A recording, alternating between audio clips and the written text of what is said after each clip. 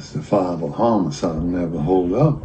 Then my only chance is to find a shrink who will testify Carly was insane at the time of the murders. I don't know, man. Owes me a favor. You'll file for change of venue. Of course.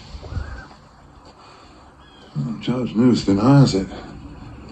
Then you get an all-white jury and you'll lose. Thank you for the encouragement. Well, bear in mind that Mr. Haley is as guilty as sin under our legal system. It does not permit vigilante violence, and he took the law into his own hands. He murdered 2 people. 2 people who had raped his 10-year-old daughter. You know, you can win this case, and justice will prevail. But lose, and justice will also prevail. Now that's a strange case. Yeah. I could use your help. The sons of bitches decertified me, Jake. I swore I will never enter another courtroom ever. Lucian, you're the best lawyer I've ever seen.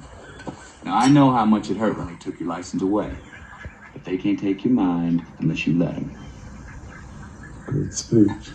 I had a good teacher.